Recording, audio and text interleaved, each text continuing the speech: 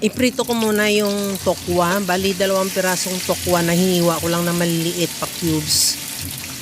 Antayin lang natin maluto at tanggalin muna yan sa kawali at ilagay sa bowl at i-set aside. Habang ginagawa ko yan mga kalasa, kung bago ka pa lang sa aking channel, welcome. At huwag kalimutan mag-subscribe at i-click ang bell button para sa mga notification. At kung dati ka pa, welcome back at i-follow mo na rin ako sa aking Facebook page Lasang Pilipina. Sa disim na kawali, hindi ko na binawasan yung mantika. Iprito ko na rin yung 1 pirasong bangus na hiniwa ko lang din ng pa-serving cut. Antay lang maluto yung kabilang side at saka balik ta rin. Ganun din yung kabilang side. Pagkaluto niyan, tanggalin muna natin din sa kawali at ilagay sa bowl at i-set aside lang din. Okay.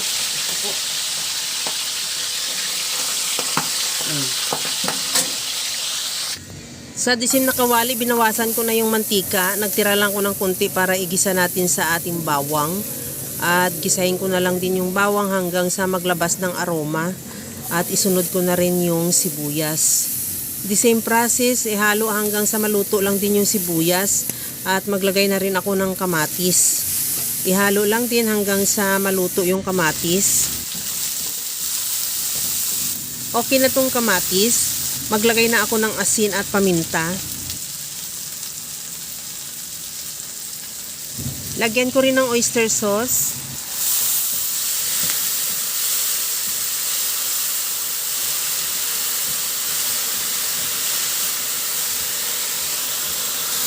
Maglagay na ako ng tubig. Nakadepende yung dami ng tubig sa dami ng isda mo o sa dami ng sabaw na gusto mo.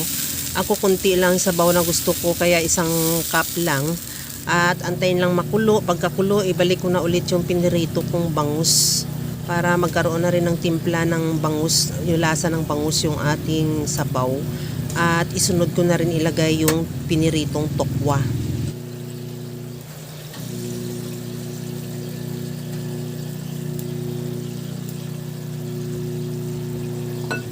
Maglagay din ako ng siling green at isunod ko na rin ilagay yung pichay.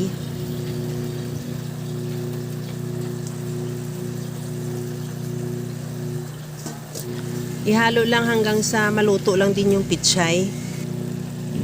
At dandan lang sa paghalo dahil pag masubrahan naman sa paghalo, madurog yung ating isda.